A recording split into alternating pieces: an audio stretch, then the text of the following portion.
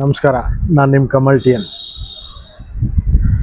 ನಮ್ಮ ಹಿಂದೂ ಸಂಸ್ಕಾರದ ಪ್ರಕಾರ, ಸನಾತನ ಧರ್ಮದ ಪ್ರಕಾರ ಯಾವನು ಹೆಂಡ್ತಿನ ಬಿಟ್ಟೋಗಲ್ಲ.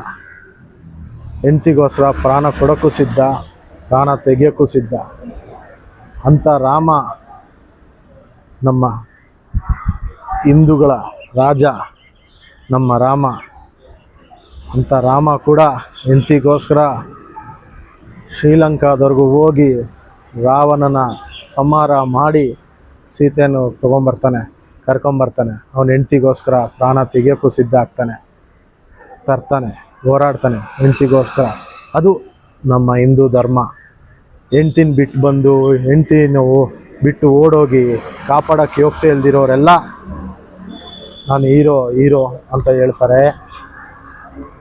ಏನಾದರೂ ಕೇಳಿದ್ರೆ ಅವ್ರಿಗೆ ಗೊತ್ತಿಲ್ದಿರೋ ವಯಸ್ಸು, ಚಿಕ್ಕ ವಯಸ್ಸು, ಮದುವೆ ಆಗೋಯ್ತು ಅಂತ.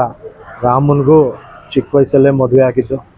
ರಾಮ ದೇಶ ಬಿಟ್ಟು ಬರಬೇಕು, ದೇಶ ಬಿಟ್ಟು ಕುತಂತ್ರದಿಂದ ದೇಶ ಬಿಟ್ಟು ಕಳಿಸಿದ್ರು.